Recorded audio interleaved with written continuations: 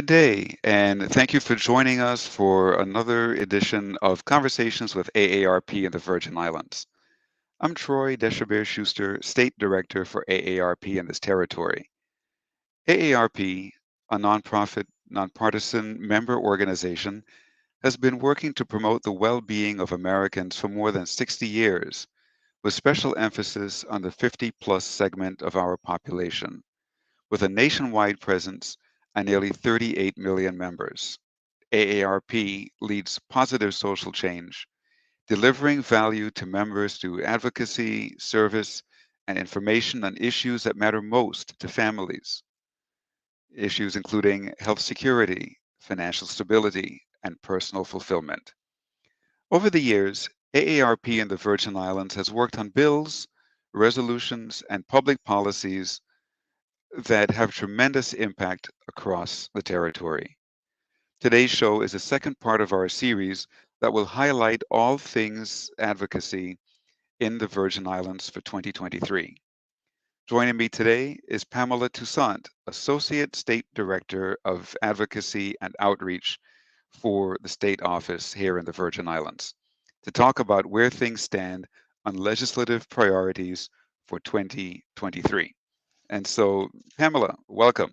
Hi, Troy. Thank you so much for inviting me to return, actually, for to continue our conversation about the work that we've been doing here in the territory. Great work, as a matter of fact. Very, very awesome work that we've been doing. So I'm glad to be back in this setting and being able to share with the community just what ARP is looking at in terms of the issues, like you said earlier, that matters most to our family and especially our caregivers. So Yep, yes. and we're about to dive right in, but just for our listening and viewing audience again, Pamela is one of the producers of this show, Conversations with AARP in the Virgin Islands. She works along with our Associate State Director of Communications and Community Outreach, Noemi Garcia, who's stationed on St. Croix. Pam is on St. Thomas. And together they organize this show and bring it to all of you every week. And I get to do the easy part or the hard part of interviewing our guests. Mhm.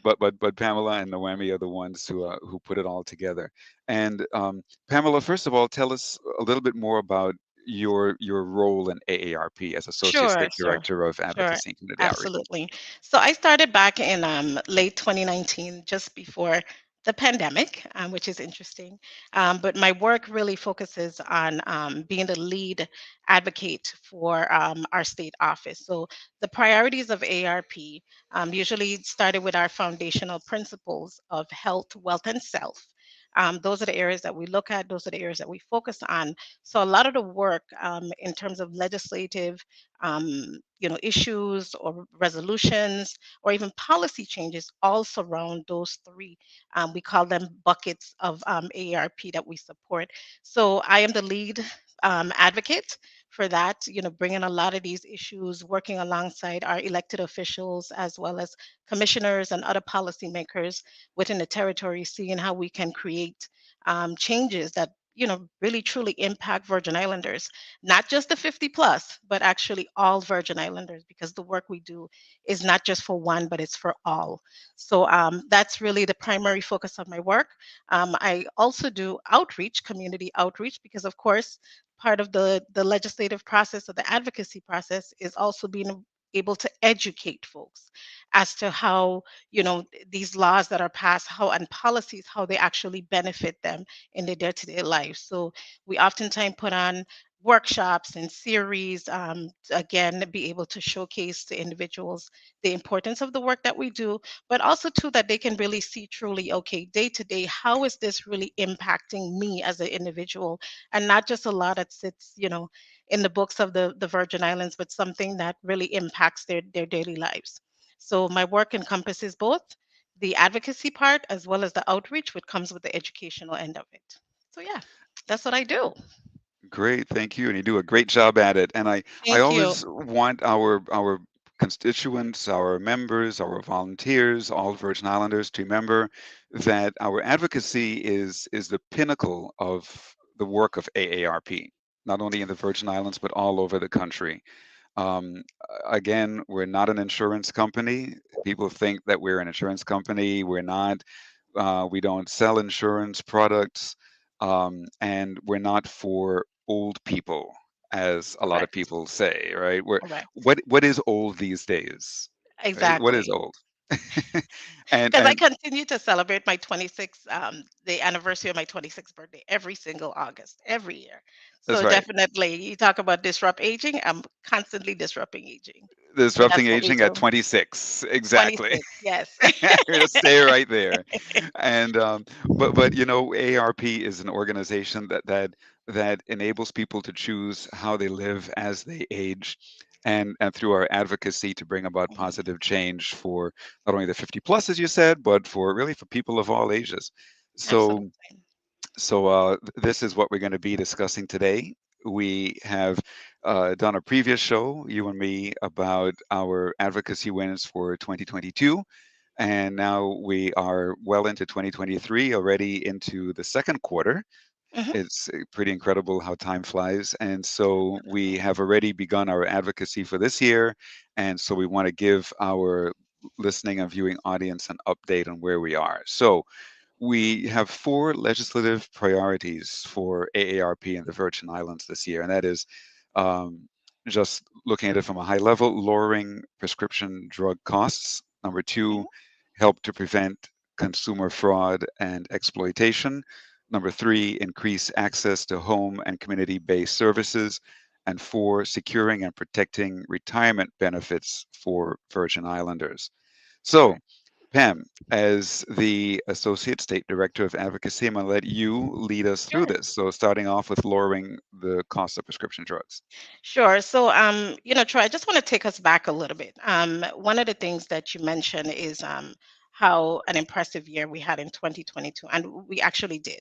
We had several passages of key legislations that focused on areas of, as we mentioned before, financial stability, consumer protection, and focusing on the support for our caregivers in terms of long-term care services in the spirit this year of the same collaboration with our volunteers as well as community stakeholders.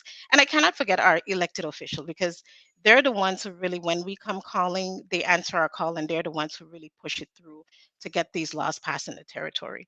So the first quarter of 2023, we started out by meeting with members of the 35th legislature as an opportunity for us to get to know them, they get to know us, but also to be able to put these legislative priorities top of mind for them, so that they can understand that when they sit in the chambers and they're coming up with these legislations or these bills to get passed, their focus need to really be on how does it support the legislative priorities of AARP. Um, we'll start first with prescription drugs. Now, on the federal side, AARP celebrated an tremendous win back in December of last year with the Inflation Reduction Act of 2022. And this, like I said, has been a monumental victory for AARP, and it wouldn't have been possible without our 38 million members, plus the amazing staff of AARP, who really has been lobbying practically for almost the 60 plus years that we've been around to see how we can really address lowering the cost of prescription drugs for our seniors, as well as our caregivers, because it impacts the cost of medication impacts everyone. It's one of those bread and butter issues that constantly becomes a topic of discussion at the table, the kitchen table. So of course we wanted to see how can we really truly tackle this issue, and ARP was successful in getting um, the Inflation Reduction Act of 2022. I'm just going to highlight just five key points, or five key benefits rather, Yes. that really, made this provision an awesome win for everyone, all Americans throughout this country. First, the law allows now for Medicare finally to be able to negotiate the price of prescription drugs. This alone is a huge win, all by itself. Second, the law caps annual out-of-pocket prescription drug costs Medicare Part D at $2,000. Again, these things are hitting home every single day, every single month. We know that, inflation, the rise of inflation and the cost to Americans, and especially to Virgin Islanders, the cost of living is expensive. So whatever we could have done to make it easier on the folks living here in the territory as well as throughout the United States, that's what we're able to do. Third, we know many people are insulin dependent. The law caps the copay for insulin to no more than $35 per month. That in itself, again, a tremendous impact to the pockets of individual. Fourth, um, many of the vaccines, like the COVID-19 vaccines for shingles. Now, for seniors, they're going to be able to afford those at absolutely no cost to them. And lastly, um, and this is a big one, where this law really says that Congress now really and truly are going to hold the drug companies accountable when they look to increase the prices of drug faster than the rate of inflation. We all heard many years ago there was an increase in the use of the EpiPen. I think it went up from, a copay of, under $100 to almost three, four times that within months. That again is something that many Americans are dependent on. And here it is, ARP stepped up and said, this cannot be done. And we really lobbied Congress to say, put a stop to this price gouging when it comes to medication. Americans can no longer suffer. So, again, the Inflation Reduction Act for ARP and really targeting prescription drugs and the cost of prescription drugs, more so lowering, has been amazing for us. And we're so, so proud of our team. We're proud of our volunteers because many of them made those calls. Our elected officials that really rallied behind of us and said, yes, we're going to support the 50 plus Americans in the United States. So again, that's one of the things I wanted to make sure that I highlighted as well. Now, on the local side, one of the areas that we're also looking into, and this initiative was actually birthed by the Virgin Islands healthcare t- fraud healthcare fraud task force, and actually AARP has a seat at the table, and that is known as the prescription drug monitoring program.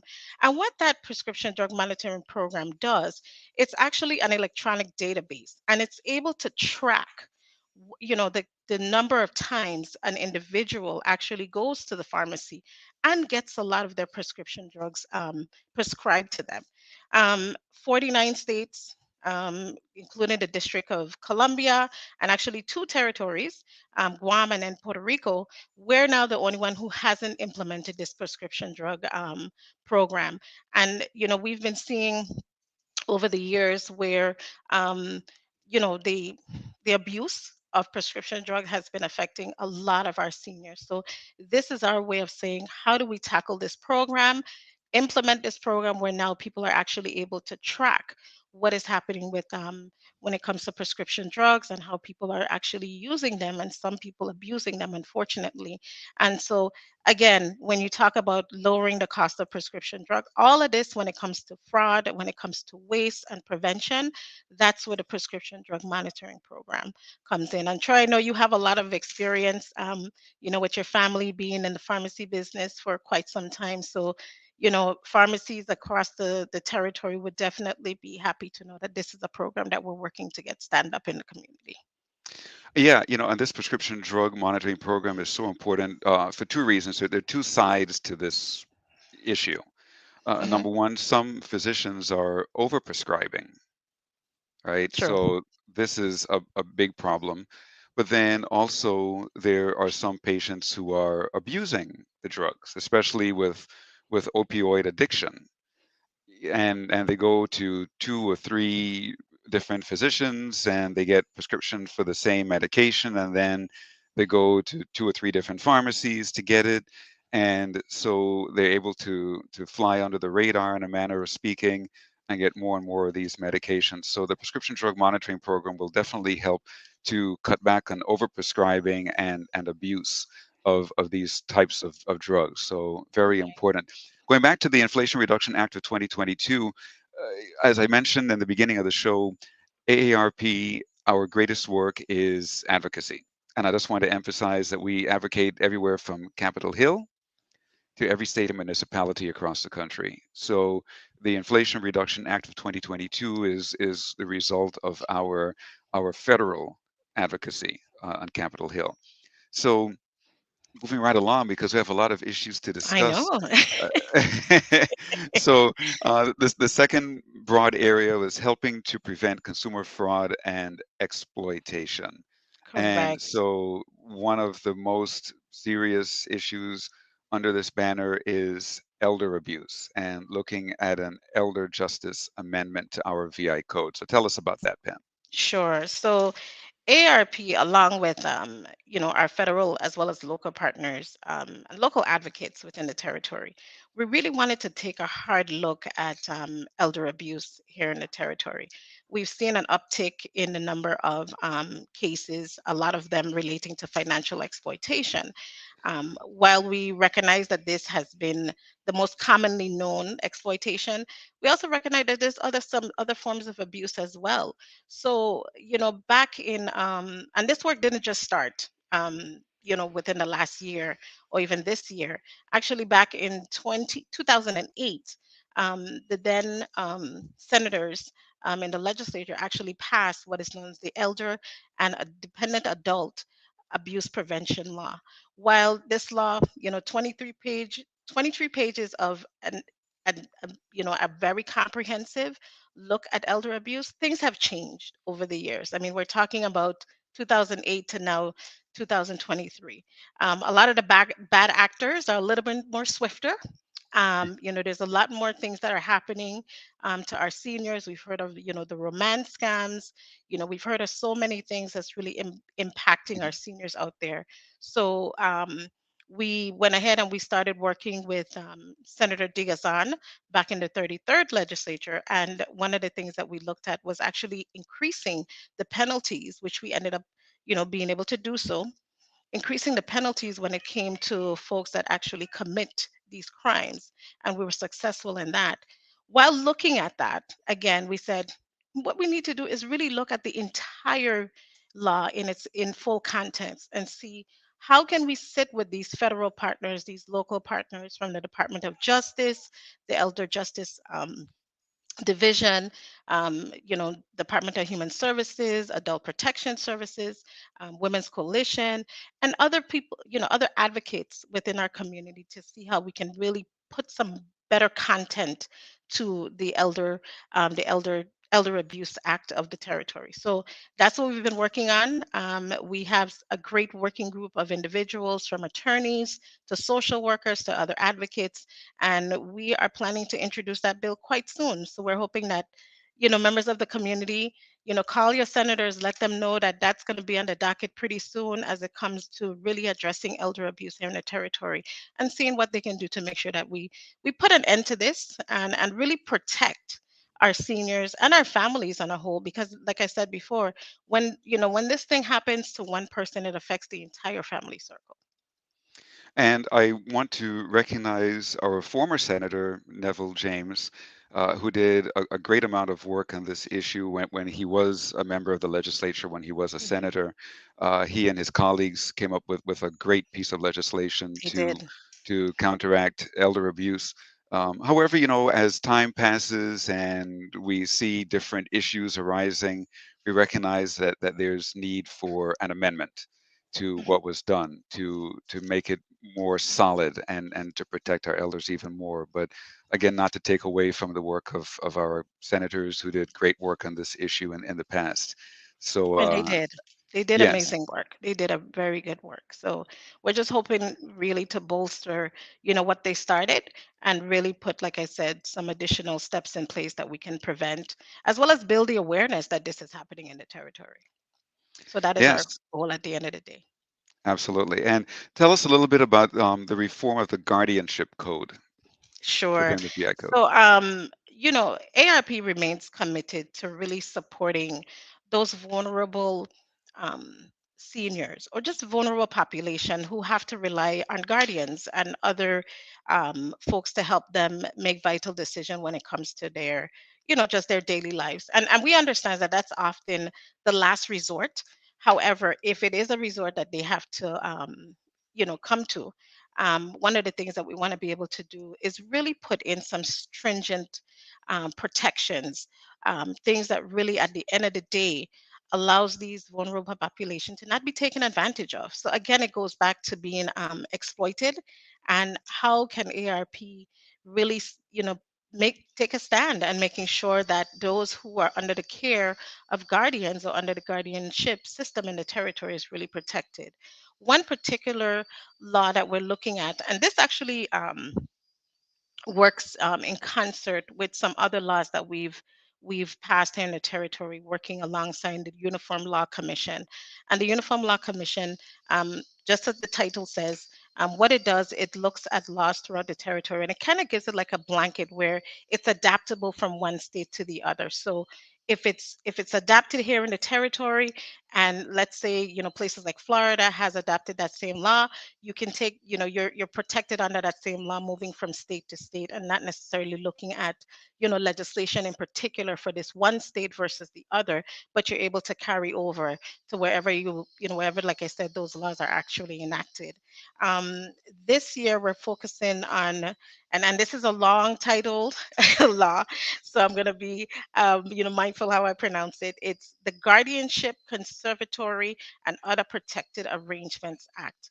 And again, in short, basically putting in safeguards so that, again, individuals who are under the guardianship system is protected. So like you would see things like, less stricter, um, guidelines in terms of, you know, um, you know, um, I would say visitations, those kind of things like that. Still allowing the vulnerable to keep some sense of reliability on their own account, because we don't want them to necessarily lose all of the benefits that they can actually take care of themselves. But this would help that the guardianship is more of a shared arrangement versus just being solely on depending on the guardian to make all those decisions. So And at that's one of the AARP in areas the that we're looking at. Yes, and at AARP in the Virgin Islands, we've been working on reforming the guardianship laws here in the Virgin Islands for several years. We've done a lot of work on this, as you mentioned, alongside the Uniform Law Commission of the United States and with Mhm. our Uniform Law Commissioners here in the Virgin Islands, which are Attorney Yvonne Tarps and also Attorney Tom Bolt. A bolt, yes. We have Mhm. two uniform law commissioners here in the Virgin Islands that represent us in the Uniform Law Commission. And so this piece of legislation that you just mentioned is a mammoth piece of legislation. It's over 300 300 pages. pages, yes. It's over I'm really 300 interested in pages. reading, really interested in Yes, reading. Yes. but this is like the crowning glory of the guardianship laws of the Yes. territory. Mhm, So mhm. moving right along, and Sure. we're going to look at the probate code. We've been doing a lot of Yes, work on the probate code here also. correct. As you mentioned, we've been working alongside members of the Uniform Commission, in particular with Commissioner Tom Bolt, Attorney Tom Bolt here in the territory, along with some other attorneys, and really getting getting their handle as to what's happening when it comes to probate laws in the territory. We realize that a lot of our family caregivers. A lot of our, folks who are getting to that point that they want to make plans for, the afterlife, what they're doing is that we're telling them this is the time to plan. So ARP has really stepped in and seen how we can craft laws within the territory that allows them that if something does happen, it avoids them coming into probate. So again, we were successful in a couple years ago in passing 5 laws that really, focused in on reforming the probate code. And it continues. There's a lot more work that needs to be done, and we'll be focusing on that along with the guardianship system reform with our commissioners. So look out for that work as well. So there's a lot to be done, but estate planning, keeping people out of the probate court system, that's one of our priorities as well. And I want to recognize our former Senator Genevieve Whitaker, who is viewing us and made a comment through Facebook saying how she appreciated working with us on legislative priorities in the 34th legislature. So yes, we thank Senator Whitaker. She was a great ally of AARP and always very responsive to our call. and so many other senators as well. We It's a can't lot. go through naming all of them over the last um, several years, several Yes, legislatures, but we have been so supported by most of our senators, if not all. They are always very responsive to our call, responsive to the needs of the 50 plus population. absolutely. So I really have to take my hat off to our senators and to let the public know that they are very much aware of the needs of Mhm. the 50 plus population, the older population in the Virgin Islands, and very much want to move the needle to create a more livable community for the older population as well as for people of all ages here in the Virgin Islands. You Correct. know, all too often we elect people, we put them in office to be governor, lieutenant governor, to be a senator, and then we sit back and throw stones at them. And as I always say, we need to work together. We need to Absolutely. support our elected Hmm. officials. They're humans just like us. They make mistakes just like all of us. Hmm. They need encouragement and support like all of us, and we need to work together. And that's what we strive to do at AARP, to work with our elected officials, with all of them. We are nonpartisan, so we don't Nonpartisan, endorse, correct. yes, so we don't endorse any particular political party, and we don't endorse any particular candidate running for office. But once they're in office, we seek to work with them, Hmm. to walk side by side with them, and to work together for a better Virgin Islands. So, again, we thank Senator Whitaker as she's viewing our program today, and so Yes, many of yes, our other senators.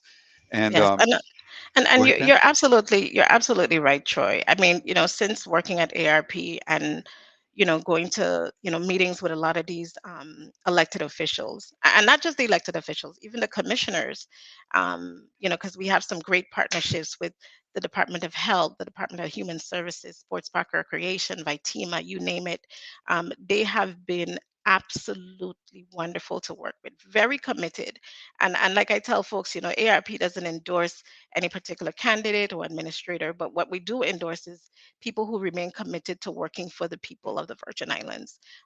That's our number one endorsement. That is the endorsement that we will always put out, because if you're working for the people and working alongside ARP, then that's who we support at the end of the day. So again, I echo your sentiments. Thank you very much to our elected officials. They have been wonderful to work with, and a lot of the issues that we've brought to their attention, they've said we absolutely want to support your constituents. So yes, we appreciate them.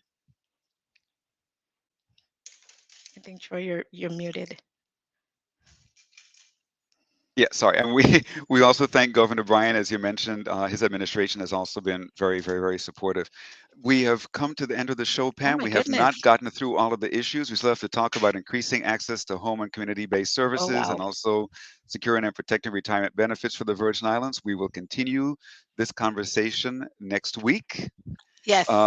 So again, Pam, my faithful employee, thank you for joining me on this show today, and for all the great work you do here in the Virgin Islands. And I thank my entire team, Noemi Garcia and also Sherilyn Pogson. So until next time, have a great day. Thank you, Troy.